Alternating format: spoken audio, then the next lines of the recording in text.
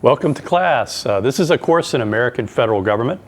My name is Ken Hicks. I've been teaching here at Rogers State University for the past 25 years. Over the course of this semester, we're going to learn about the basic institutions of American government, about political values, about how political parties work, about how elections function. And hopefully over the course of this semester, you'll get a good idea of just how complex American government is.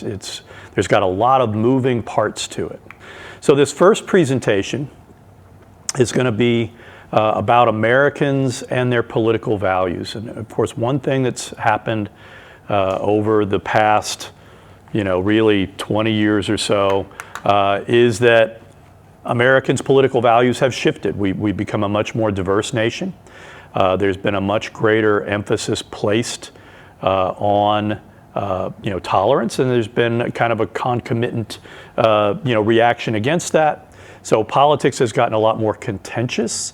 You'll hear a word or a phrase, partisan polarization or hyperpartisanship. We'll use that word a lot to kind of describe the conflicts that are going on. It's not my job to tell you what to think, but it is my job to kind of lay out in a fair and impartial manner the nature of the kinds of conflicts that we're experiencing. So what are we going to learn today? Today we're going to talk a little bit about politics. Politics is a word that a lot of people think they know the definition, but again, it's a lot more complex than you might think. We're going to talk also about what is government. We're going to answer that question. Do we need government? Our third issue is going to be, again, is government necessary?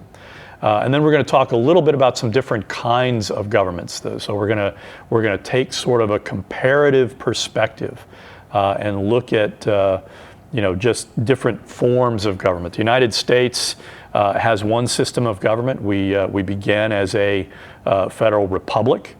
I think it would be fair. We got a lot more compounds that we could probably call ourselves now. A lot of people call ourselves a democratic republic.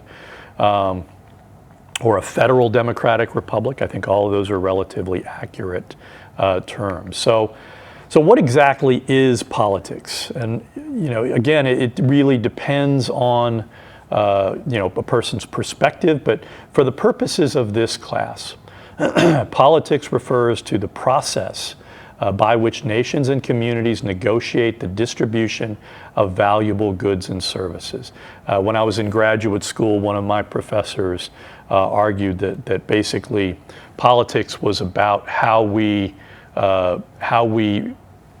seek to change or maintain or alter systems of shared meanings, shared values. And that means, again, that these are the things we do publicly. Right? Whether or not you're going to get married, whether or not you're going to buy a car, we don't consider those to be public issues. But whether or not potholes are going to get filled, whether or not the electrical grid is going to be fixed, those are things that we consider to be public, and therefore that has some kind of political implication to it. So politics, again, is a word with a lot of meanings. Otto von Bismarck said that politics is the capacity of always choosing at each instant in constantly changing situations the least harmful and the most useful. And that sort of really kind of highlights the pragmatic aspects of politics. Because again, a lot of times when you're looking at public issues, people take sides. And if you basically just go down on one side and say, well, these guys win and the other side lose, absolutely, you're not going to have a very effective politics. So politics is oftentimes the art of compromise, and this is something that Bismarck understood very well. Bernard Crick also said it's a distinctive form of rule whereby people act together through institutionalized procedures to resolve differences. And again, here, politics reflects this idea that, yes, in very small communities, individuals make decisions and then they act upon them. That's sort of how things worked in ancient Athens, where, at most you had 30,000 people who were actually, making decisions on a day-to-day basis. In a nation of over 340 million people, you have to have stable institutions that can actually act on behalf of the people and put the decisions that are made by political actors into place.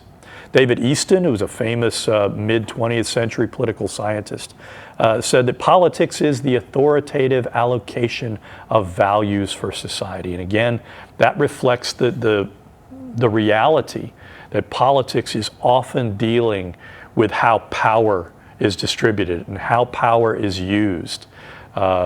People ask, what is a political scientist, and why are you interested in the scientific study of politics?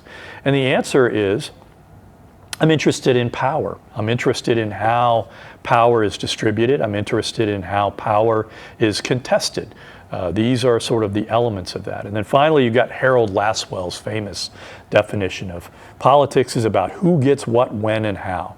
And that really reflects the distributive aspect, the distributive aspect of politics, because at some level, politics is about gathering resources and then investing those resources in ways, hopefully, that makes a country safer, makes a community, more healthy and functional. So those are some of the different ways of looking at politics. And again, politics is kind of multifarious. There are a lot of different dimensions to it. And so, when you use the word, you have to be aware of all these possible meanings to it. Again, a lot of times when people say, well, that's political, they're oftentimes making a negative connotation. They're saying, I don't like politics because politics involves all these compromises and all these deals and things like that. So how we define politics is a very consequential decision, right? If you really have a very narrow definition of politics, you're basically saying that politics is just what governments do, okay? Those kinds of definitions, those kinds of really confined definitions of politics are favored by people who want to maintain the status quo. They don't want to see rapid change. They want it, to the extent that change is going to happen, they want to see it managed, right? Very broad definitions of politics are favored by those people who really do want to see, dramatic change. Now, historically, really for much of the 20th century and into the 21st century, conservatives typically preferred much more narrow definitions of politics. So they wanted to focus politics on those things that were happening in the political arena. Legislation that was acted on in the state legislature or in the federal Congress, that's what they wanted to focus on as far as politics. But meanwhile, you had lots of groups outside, especially, for example, if you think about feminists, their slogan, "The personal is political," reflects this idea that for a lot of feminists, gender relationships and gender norms, the fact that women historically were only defined as, daughters or sisters or, mothers or wives, that legally they had very limited and confined rights. They had very little in the way of political rights. They couldn't own property. They couldn't vote. We'll talk more about this later in the semester when we get to the chapter, when we get to our discussions of civil rights. That is, the idea that the personal is political is a very broad conception of politics, right? Likewise, a lot of people on the left, we might have called them Marxist in another day, or democratic socialists today. They would argue that the economic realm is innately political, and they would want to open up. They would want something like a shareholder democracy where people who work for a corporation actually get to share in the ownership. They get stock options as part of their compensation. That again is a very broad conception of politics. Another thing we have to talk about is the emergence and persistence of anti-political attitudes. A lot of Americans, and it's something that a lot of political scientists have noted with concern over the years, that a lot of Americans are increasingly dissatisfied with politics to the point where they adopt basically anti-political attitudes. And of course, the danger is, for a lot of those folks, they simply check out. They become what we would call politically quiescent. They don't vote. They don't really participate in any recognizably meaningful way. That can be harmful to democracy because, diminishing turnout in elections and diminishing participation effectively means that people, are not really buying in to government. They're not buying into the process of governing. And it also means that they may be more susceptible to, burn it down kinds of proposals, to, basically saying we need a revolution, we need to overthrow the status quo, we need to get rid of all the corporate cronies. You see that kind of talk on both ends of the political spectrum, both the far left and the far right. And again, when I talk about ideology, left generally means progressive, more egalitarian views, where we think society should be more equal. Right generally means, that we are more order-driven. We want a more, we want government to have a firmer hand with doing things. So when you see that lots and lots of people are kind of skewing out towards the far left and the far right, again, that reflects a basic dissatisfaction of government, the declining legitimacy of government, and with it a declining authority, the ability of the government to act. It's one of the things that's very notable in American politics is that the federal government is increasingly struggling to do basic things, basic consensual things that typically enjoy broad support across the ideological spectrum. So what is government? Government is basically a collection of integrated institutions, laws, and policies that politically control, in other words, govern a territory and its inhabitants. Now, there are a couple of very important aspects of what that definition suggests. And one, again, is that there is a geographic limitation to government. The United States is comprised of the 50 U.S. states, the District of Columbia, and those territories that are still under American control. Puerto Rico, the U.S. Virgin Islands, the U.S. Samoa, and so forth. It also, again, reflects this very important sense that politics is about institutions, right? We have institutions at the local level. We have, the mayor of Claremore, or the mayor of Pryor. We have state legislators that go to Oklahoma City and represent our interests there. We have federal representatives that go to Congress, both to the House of Representatives and the Senate. And again, their purpose for being there is to represent our interests. And again, that reflects the sense in which we have a commitment to representational democracy, which again is this idea that we elect people and then we give them public trust, and that they will go to the governing institutions where they were elected to, and that they will accurately represent the interests of the people that elected them. Okay. It also reflects this idea of citizenship, right? Which is again this sense in which you have a sense of belonging to a political community, and you have certain rights that are reflected in that membership in that community.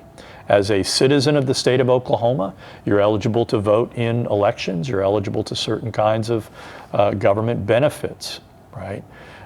So these are all important aspects of, again, what government constitutes, and its purpose, which again is to make people's lives better to some extent. A lot of people might disagree with that. Some people think it's just about distributing wealth to from one group of people to another. I happen to disagree with that. As a political scientist, I believe that governments are a necessary part of human existence. So that raises again the next question: is government necessary? There are a lot of people, libertarians and anarchists. I'll define those two. A libertarian is somebody who basically believes in personal liberty to the point that they would say that anything that involves coercion is basically wrong. Okay, so that's a typical libertarian. They're basically saying, I have rights, I have freedom. They think taxation is a kind of theft, and they believe that people have absolute rights over whatever they can earn. An anarchist is basically someone who believes that government is not even a necessary evil, that it is an unnecessary evil, that human beings can spontaneously organize themselves into mutually beneficial societies, and that government is unnecessary. Anarchism was a major political movement of the late 19th and early 20th century. A lot of anarchists committed assassinations in Europe and the United States. William McKinley was in fact assassinated by an anarchist. They believed that by killing political leaders, they could provoke a revolution that would lead to the collapse of all the governments of the world, and that then we would have a genuine freedom. Most variants of anarchism there are not a lot of anarchists out there. Interestingly, a lot of libertarians kind of are anarchists, but understand that that's not really a viable ideological perspective. So most people who actually study society and study politics believe that government is essential for providing what we might call public goods, for providing enough food, for making sure that food is actually healthy and won't poison you. Make sure that the water that you get out of the tap is clean, and that something needs to be done if the water is not clean.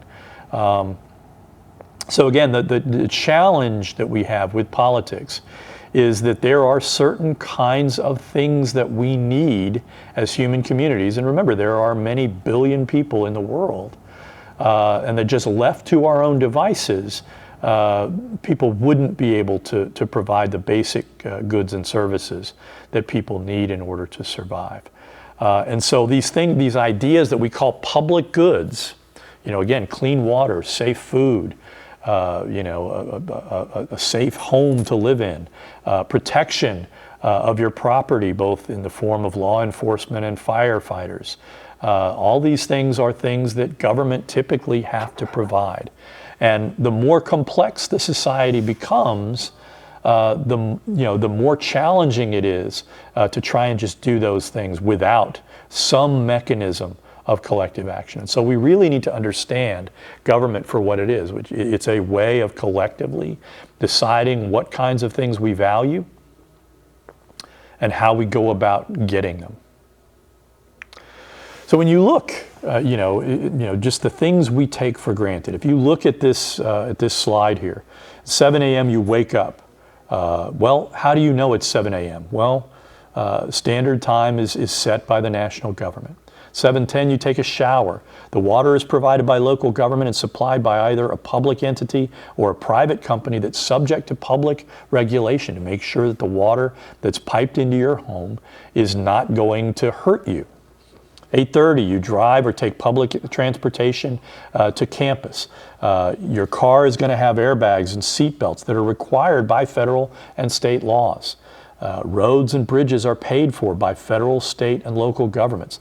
Roads are typically maintained, for better or worse, by local governments. And again, if you have a pothole on your way to and from work that is particularly annoying to you, the people you're going to get in touch with are the local government.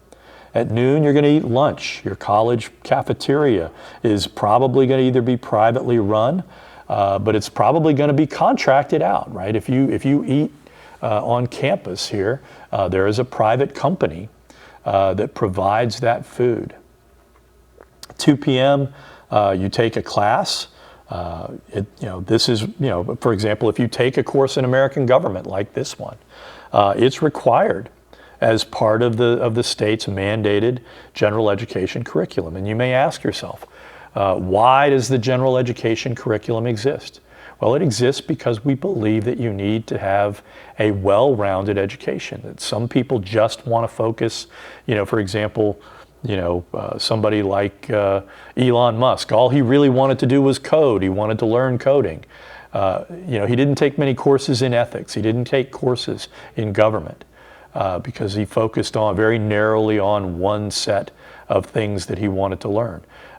We have kind of reached we reached the conclusion a long time ago that it's better to have well-rounded citizens. And so, it's kind of like with your diet. If you don't eat, vegetables and fruit, and along with the things you actually like, with, avoid eating too much pizza or things like that, you become unhealthy. Garbage in, garbage out. So, the same thing with your education.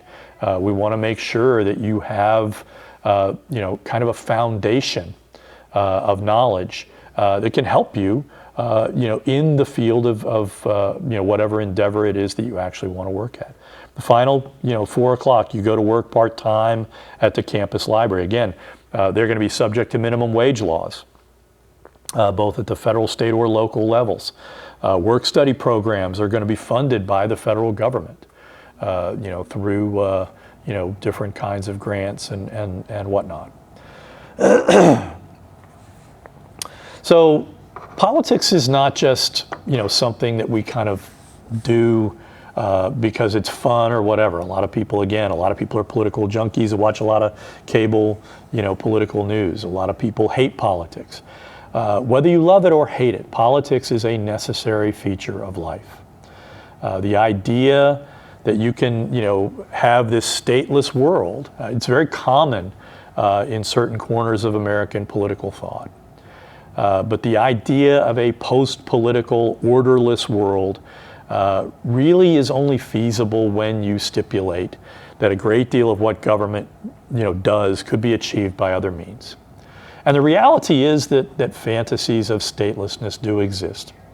In many parts of the global South, in places, like in Central Africa, in parts of Asia, there are low-tax paradises where there are very few governing institutions and little governing capacity. Most of the people living in those countries live in absolute poverty. They lack basic public services like clean water, electricity, and roads, not to mention good schools or decent hospitals. And as a result, their standard of living is quite low, and their life expectancy is similarly quite low. So again, you may despise the things that government does, but nevertheless, I don't think you would like to live without them. So what are political institutions? These are the political organizations that create, enforce, and apply the laws. Some institutions reflect the formal shape of government, like Congress, the presidency, the judiciary, etc. And some political institutions are informal and are intermediary institutions, like interest groups, the media, political parties. One mid-century political scientist, a guy by the name of E.E. Schattschneider, and I'll say this again later in the semester, basically said that democracy is unthinkable save in terms of parties. Parties are those things that enable people to identify what it is that they want out of government, and they're able to use their appeals to voters to compete for offices. And without that institution of political parties that the Democrats and the Republicans represent,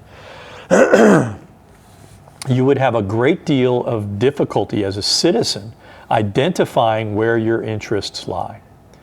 And so parties are kind of an essential feature of democratic governance. Now, I think it might be better if we had more than two parties.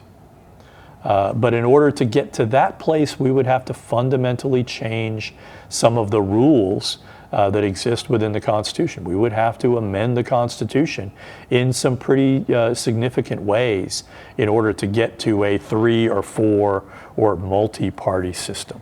Likewise with the media. We oftentimes, it's kind of an article of faith among a lot of Americans that the media is biased and that it's biased in one direction or the other. Partisans on both sides are continually decrying the media for not doing their job. And yet the media exists because of laws that Congress created very early in the Republic that enabled the emergence of independent newspapers, of newspapers that were not government entities, but nevertheless were in important ways subsidized by government in order to ensure that they had a way of making their, becoming viable economically, of being able to exact a profit. And so when you think about a lot of these intermediary institutions, they are as essential to democratic governance as are the constitutional branches of the government. And yet, a lot of Americans evince this enormous hostility towards both the media and to one or both of the political parties. And that is, again, a feature of partisan polarization that is placing a great deal of pressure on our political institutions and is threatening to undermine our political institutions. So what are some different forms of governments? Governments can be differentiated by the degree to which they rely on coercion to control the citizens of a political territory. So if you look here, this is Aristotle's typology of governments. And he basically says all governments can be broken down to 3 basic types. And they're constituted by a pure and a corrupt form of each of those types. And he basically says that you can have rule by the one, rule by the few, or rule by the many. Right? When you have rule by the one, and it's working well and the king or queen is benevolent, we would call it a monarchy. And we would call it a monarchy because that one person is wise with their use of power and basically only uses their power for the good of the whole. And history would show you that there weren't a lot of real monarchies out there. When a monarch is corrupt, when their power is absolute and they use it selfishly, we would call that tyranny. Okay? When you look at rule by the few, where you have a few kind of very powerful and wealthy families that run everything, we would call that aristocracy. That is a compound term. The aristoi in Greece were the excellent people, the people again of great family lineage, the most powerful families within the city-states. And again, when an aristocracy is working, those powerful families are other regarding. They work for the good of the whole of Athens, and not just the family of Pericles. When an aristocracy goes bad, we call it an oligarchy. Okay, and again, that is a situation where a few powerful families organize things in ways that benefit their, the families rather than the people as a whole. Now you'll note that Aristotle viewed democracy as a corrupt form of rule by the many. Now, why did he believe that? In ancient Greece, there was no real concept of the Greeks. They considered themselves to be Hellenes, but they primarily considered themselves to be the citizens of city-states, of Athens, of Sparta, of Argos, of Thebes. And he, demos in the Greek was basically the mob, okay? And so democracy for Greeks like Aristotle and Plato, for example, demos basically meant a kind of mob rule where the poor basically ruled in avaricious and selfish ways, where they blamed the wealthy for their poverty and they attacked the wealthy and did what they could to enrich themselves without really thinking in terms of what was good for the whole. For Aristotle, the best form of government overall was what he called polity, and that's misspelled on the slide, but I'll get that corrected. And that is P-O-L-I-T-Y, polity. And that basically was the best form of government because it was a self-limited form of government, because it included elements of rule by the one and rule by the few and rule by the many. Okay? And so for people like Aristotle, and ultimately another Greek who had been captured by the Romans, and who admired the Roman system of government and called it a republic. He adopted the Roman word for their for that kind of government. That is the best form of government. And in our political philosophy, the idea of a republic is again this notion of limited government. And again, a critical element of limited government is rule by the law. It's not ruled by any one person. It is that we are governed by a set of laws, and we adhere to the law, and people with power are constrained by the law. So again, when you look at different kinds of bad governments, these days, we can look at autocracy, and you would say that is again a form of government that is dominated by a single person. Again, it could be a tyrant king or queen, or it could be some kind of military dictator. Okay, oligarchy. These are forms of government in which, again, a small group, either landowners, military officers, or religious figures, control most of the governing decisions. Modern oligarchies, again, take different forms. For example, when military officers seize government, we tend to call it a junta or a military dictatorship. When a set of religious figures take control of countries, like, for example, in Iran, we would call that a theocracy, which again is rule by religious figures. A generic form of corrupt government these days is what we would call authoritarianism, which again is a system of government that recognizes no formal limits on its authority, but which may nevertheless be restrained by the power of other social institutions that system of government cannot control. And then finally, you have totalitarianism, and there are, I think the best example contemporarily is North Korea. And that is a system of rule in which the government recognizes no formal limits on its power and seeks to absorb or eliminate other social institutions that might otherwise challenge it.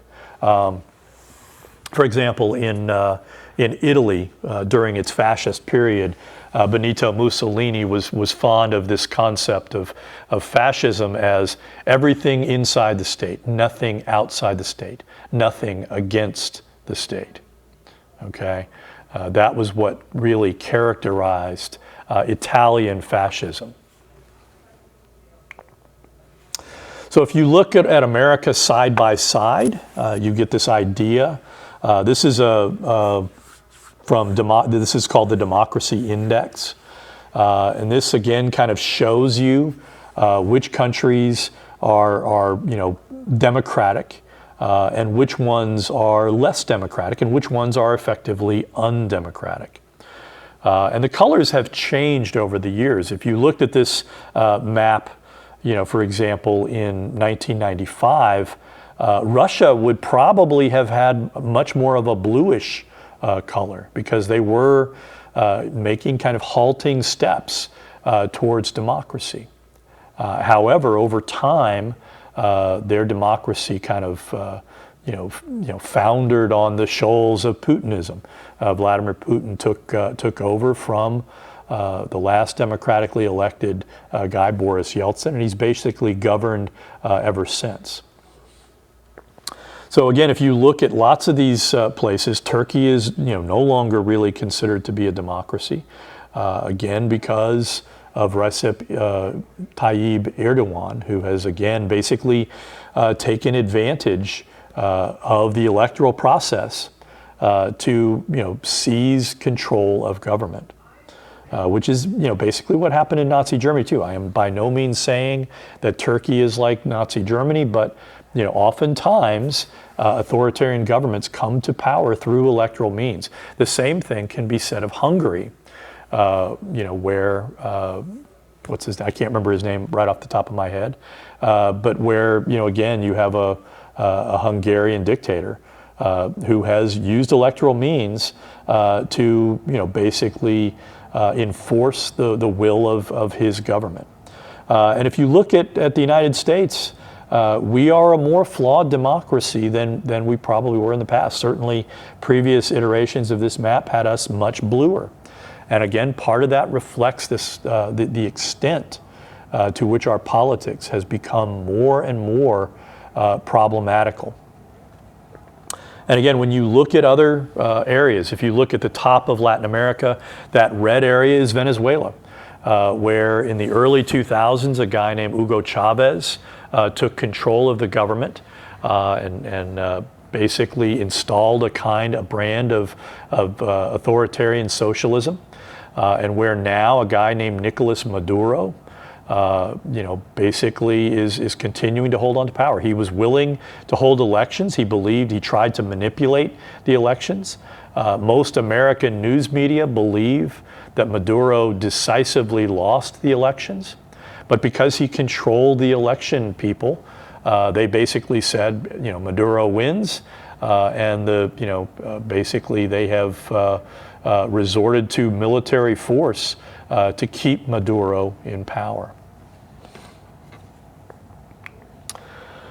So when you look at democratic governance, when you look at the key elements of democracy, there are really three important concepts, and there's actually more than that, but we'll just focus on these three. One is the idea of popular sovereignty, and that is the principle that democracy, and in a democracy, political authority ultimately rests with the will of the people. Okay, democracy itself reflects this idea that it's a system of rule that permits citizens to play a significant role in the governing process, usually through elections, through the electoral process. Because again, the challenge is, could the United States be governed directly?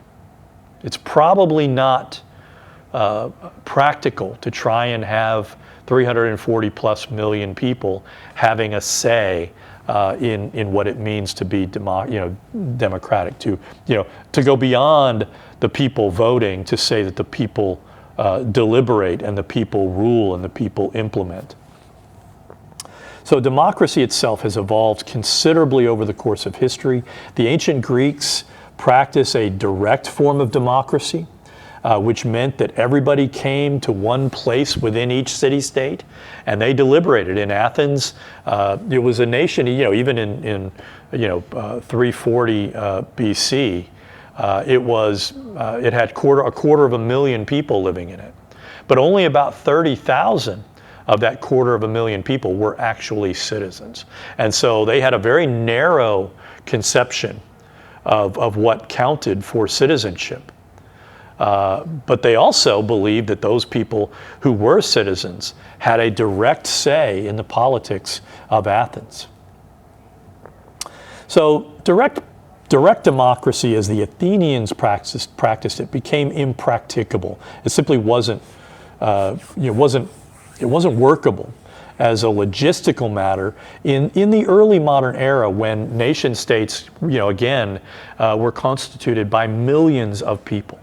Okay, and so that also meant replacing empires, which were basically dictatorial rules where one group of people just conquered other groups of people and ruled them, or city-states, which were again these relatively tiny communities.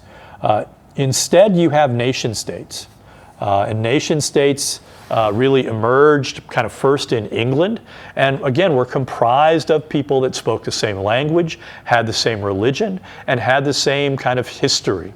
Okay, so nation-states began emerging in the 16th century, and from the 16th century forward, the idea of representative democracy became increasingly popular, and that again referred to the idea that citizens would elect key political figures who would then act on their behalf. The final idea is this idea of constitutional government, and that is again, what does constitutional democracy mean? It means that you write things down, you have a rule book, and you agree to follow those rules. Okay, and so one thing that people who have studied constitutions globally can tell you is that democracies really are only as good as the commitment of people to follow the rules. You can draft the best constitution in the world, but if people are not prepared to follow those rules, to adhere to the norms implicit in those rules, then you're just going to be on a glide path to some other form of government, which is probably going to be some form of authoritarianism. So limiting government, you have a very complex legacy of American republicanism. It's very important to keep in mind that, can you hear me now? When the framers drafted the Constitution, there was not a lot of, straight up democratic implications to it. Yes, there were people that were electing people to the House of Representatives, but the state legislatures selected the Senate.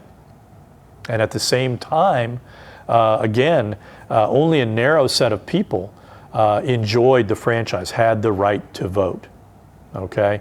So that really reflects something important, which was that the founding generation was profoundly skeptical of pure democracy, of the idea of, and what it really reflects is that they didn't have a lot of trust in their fellow Americans.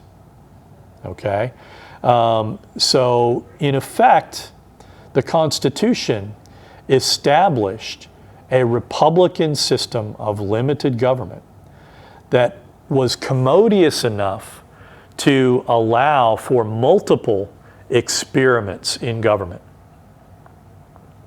In the states of the agrarian South, where slavery had become instituted, you basically had a domestic form, an American form of authoritarianism emerge, where the planter class basically ruled the states of what would become the former Confederacy. And then in the North, you had, again, very powerful groups of wealthy people that managed the politics, but that also gradually ceded more and more recognition to the rights of citizens over time. Again, by the time you get to about the 1830s, you have lots and lots of state conventions being held that are basically insisting on universal white male suffrage. And so that is one of the first great expansions of American voting rights, which again emerged kind of organically in many of the states, of many of the United States, basically saying that white males all deserve the right to vote. It doesn't matter if they own property or whatever. So that reality that you have two very different kind of ways of approaching government emerging over the course of the late 18th and early 19th century, also set us on a glide path towards conflict. And that was sort of, and many people would say that was kind of inevitable, okay? We went through a very gradual process of moving to the status of what we might today call a democratic republic. Okay, and again, it was halting. And again, how did it work? We ended up fighting a civil war over the idea of slavery, over whether or not it was okay to own other people as property and force them to labor. And again, it's an important implication of slavery was that female slaves were oftentimes forced to have children in order to expand the stock of people who were working, as slaves, people who were being forced to labor. So we fought a civil war over that, and as a result of the Civil War, we ended up having, three of the most dramatic changes to our Constitution. The 13th Amendment that basically says we will not tolerate the institution of slavery any longer. The 14th Amendment, which in my view is one of the most consequential revisions of our Constitution, that basically says that citizens of states are also citizens of the United States, and they have to be treated equally, and states cannot discriminate, and Congress, the federal government, has the right to intervene to protect people and to ensure that they are receiving equal protection under the laws. And then the 15th Amendment, that basically gives black males the right to vote. It expands the franchise, again, in a very dramatic way.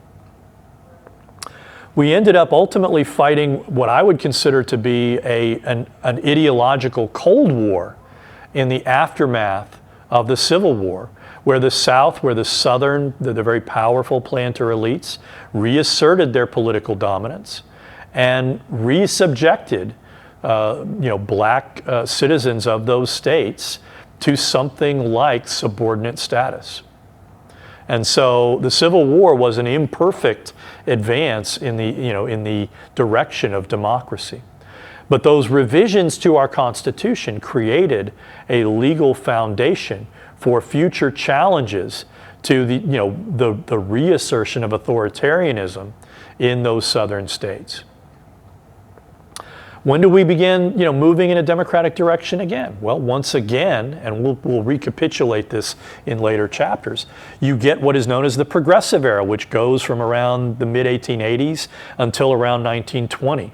Think about it, 4 constitutional amendments were passed in that period, in that 35-year period. You have the 16th Amendment, which provides for the income tax. You have the 17th Amendment, which is important for democracy in that it provides for the direct statewide election of senators.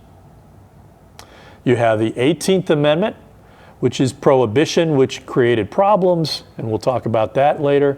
And then, of course, the 19th Amendment, which does what? It gives to all women the right to vote. The probably single most dramatic expansion of the franchise in American electoral history. The Progressive Era did not solve all the problems that were confronting the movement towards democracy. Ultimately, the New Deal would begin moving in that direction, continuing the progress made by the Progressive Era. But ultimately, again, what happened? The Civil Rights Movement of the 1960s. There were no amendments passed, but there were 2 very consequential laws passed: the Civil Rights Act of 1964 and the Voting Rights Act of 1965. Now, some would argue again that we are moving in the direction of dramatic diversity.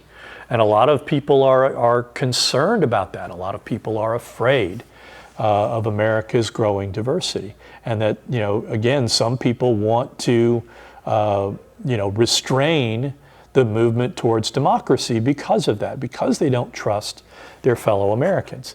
But demographically speaking, and we'll talk about this, again, throughout the semester, the die is cast. The next generation of Americans is going to be more diverse regardless of what is done. If Donald Trump were to be elected this November, and if he were to round up every undocumented immigrant, Americans would still be more diverse. There would still be a growing percentage of Americans who are African American, who are Latino American, who are Asian American. Those demographic groups continue to grow, and the percentage of white Americans continues to diminish. That is not going to be changed by any political actions that might take place in the next 4 to 8 years.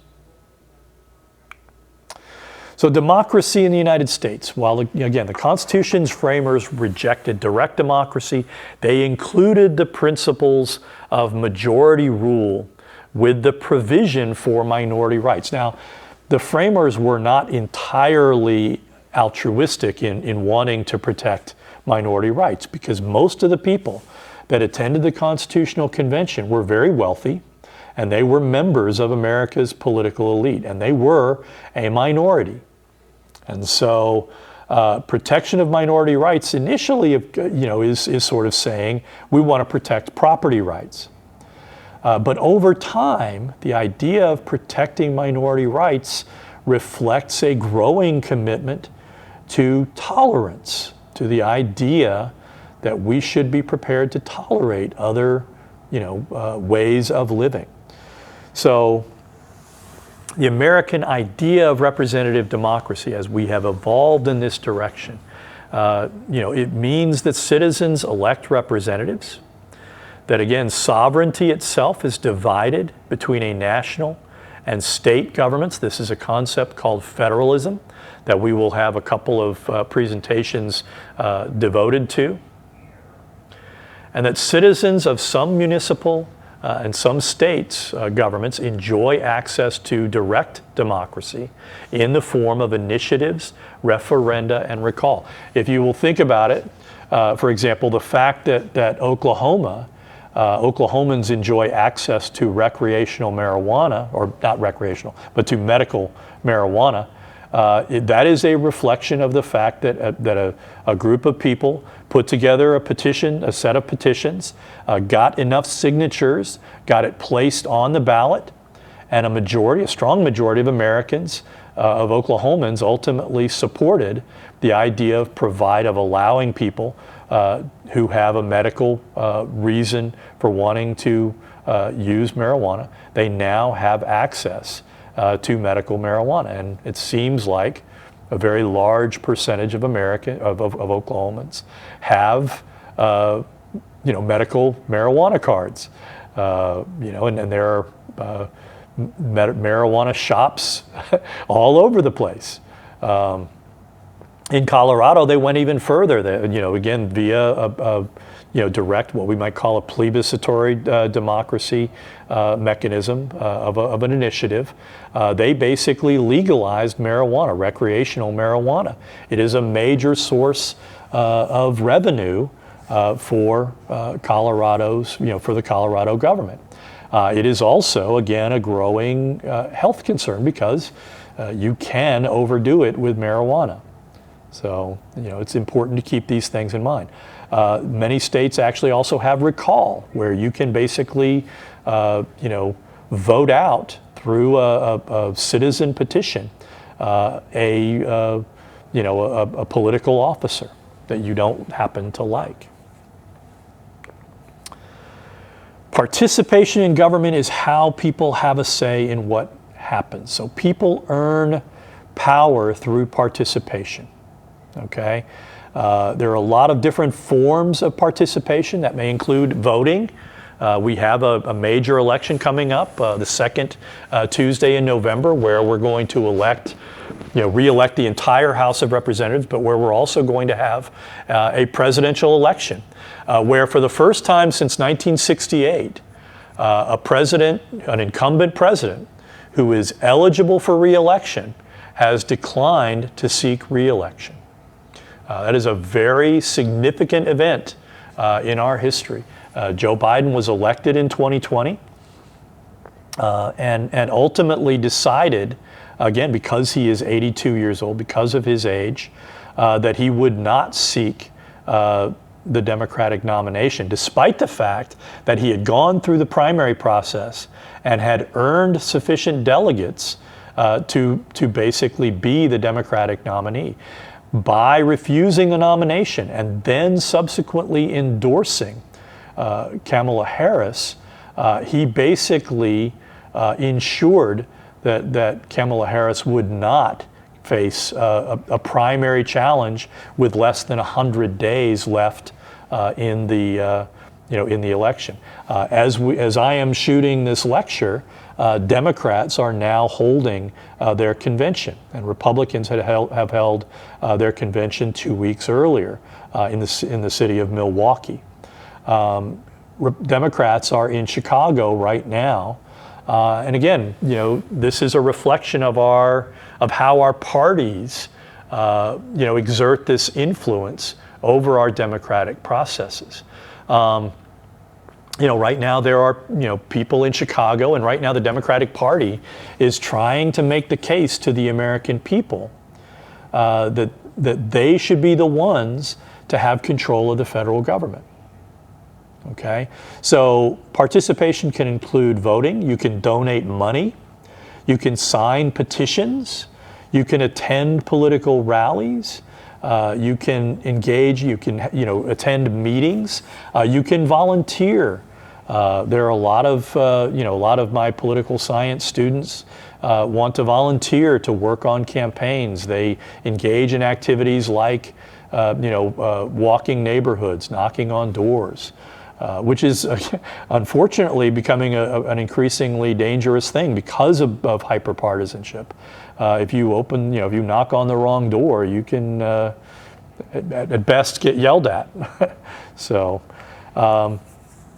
again, our politics and our participation reflect another important aspect of American politics, which is this idea of pluralism.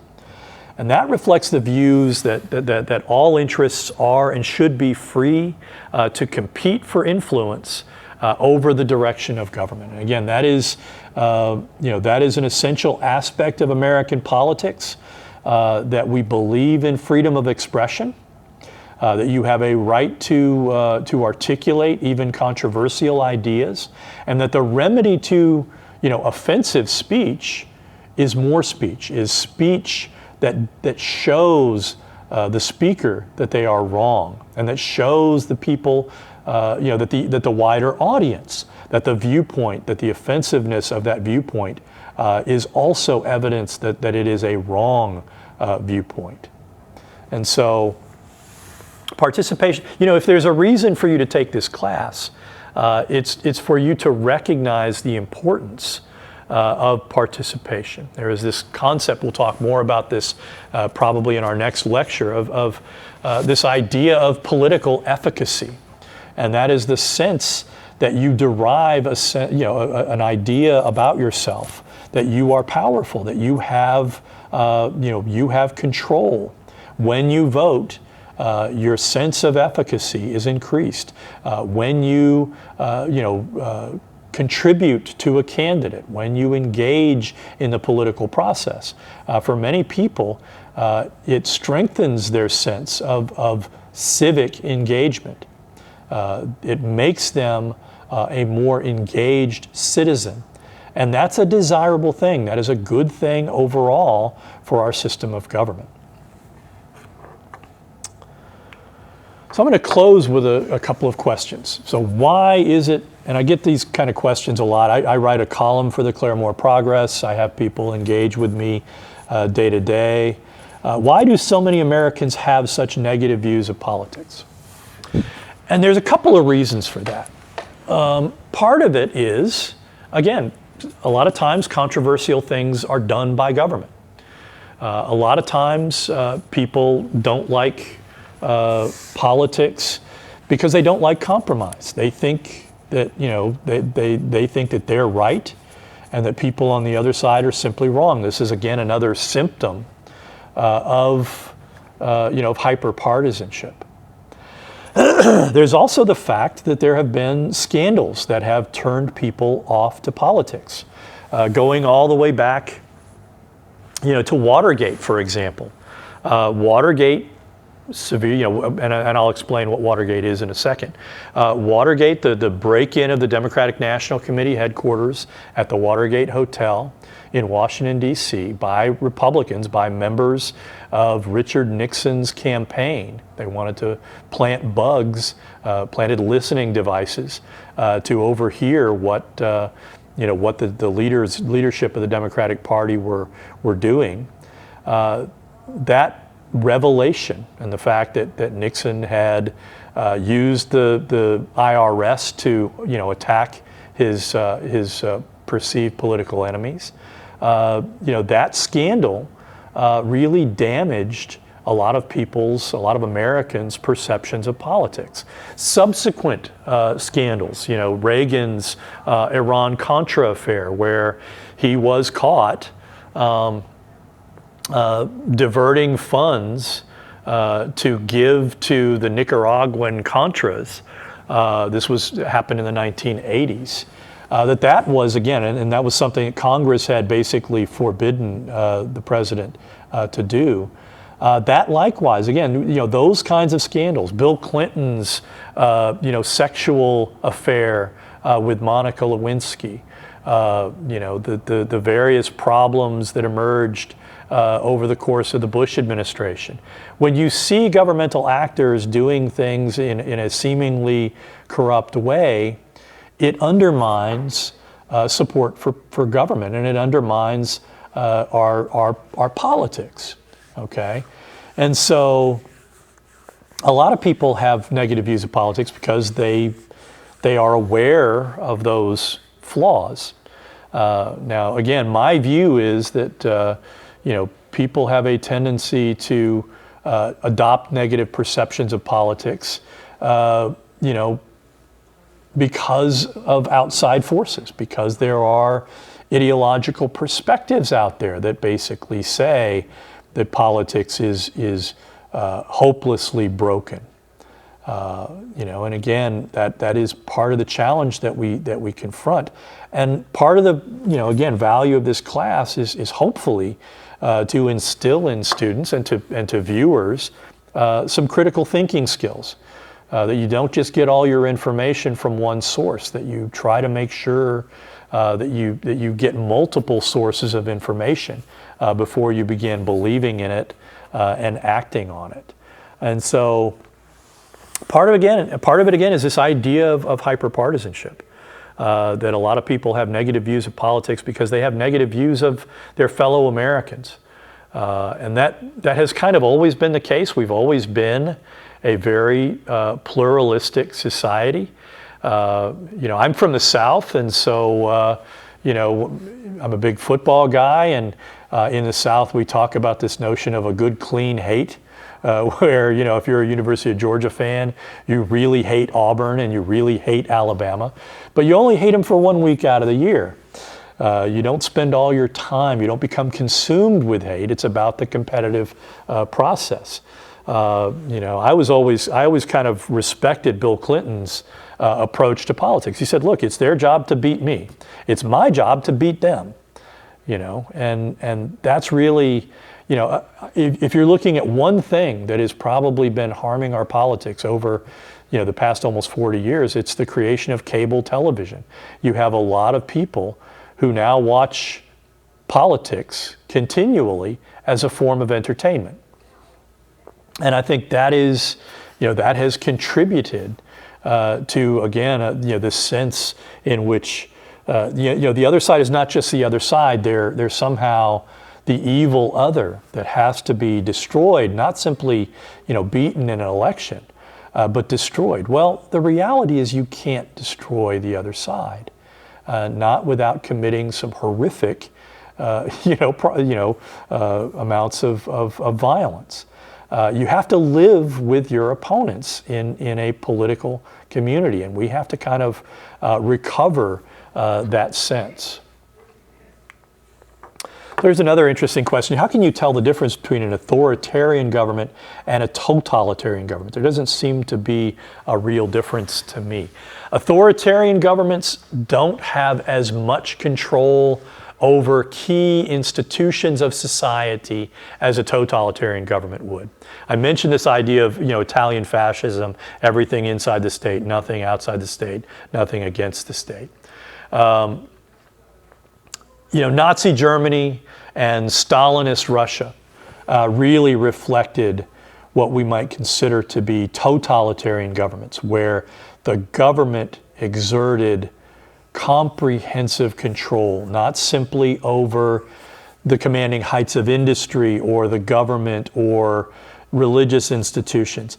They penetrated into people's individual lives. They had extensive secret police forces that were, they were dedicated to identifying anyone within those societies that might prove to be dissidents and to eliminating those folks. And so, when you think about totalitarianism and what is distinct from authoritarianism, it's that sense in which in a totalitarian society, you don't feel like you even have freedom within your own thoughts. That someone within your own family might turn you over to the police if you speak critically of the dear leader or of government generally within your home. That is that to me is the essence of a totalitarian system of government. Interestingly, I would argue that Mussolini's Italy and Spain under Francisco Franco represented more of an authoritarian government than a totalitarian government. Certainly the Italian fascists and the Spanish, what they called the Falange party, they were authoritarians and they were highly repressive of anybody that might kind of rise up in dissent. But at the same time, they did not have much control over the Catholic Church. The Catholic Church maintained a certain amount of independence from those regimes. Okay, and so the church could have acted as a oppositional force. Now, unfortunately, the reality was the Catholic Church in the 1930s and 40s was a deeply conservative institution that was nominally complicit in what was going on in Nazi Germany and in Spain at those times. But nevertheless, I mean, you would have to, you'd have to make that point that Italian fascists and the Francisco regime of the Falange, governed by the Falange party, nevertheless had some constraints. They had to operate within certain kinds of constraints. Last question. Why do people insist on describing America as a democracy when it's clear that we are a republic?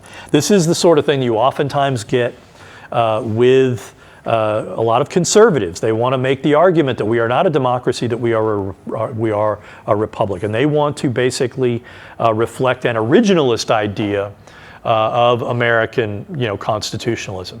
But the reality is that American constitutionalism has evolved in a democratic direction. Now, I think it would be more accurate, rather than saying that America is a democracy, to say that America is a constitutional democratic republic. But that's a mouthful, isn't it? So, part of the reason why people describe America as a democracy is because Americans and most Europeans actually have an affinity for democracy. They believe democracy is the way to go. And so democracy operates as a kind of ideological ideal that people are oftentimes shooting for. Okay? So, to say that we're a republic means what? It means what? That we can exclude certain people, or we can discriminate against certain people. That's probably not going to win you many arguments. So, you know, when people want to say that we're not a democracy, that we're a republic, well, it's a matter of taste, isn't it? At some point, and it's a matter of rhetoric. Okay. So, again, I hope I'll keep popping these question and answer kinds of things out. And hopefully over the course of the semester, I'll get some input from viewers, and I can include them in you know, at the end, back end of some of these presentations. I hope you've enjoyed this initial presentation. When we come back, we'll continue our discussion of Americans and our political values. So I'll see you next time.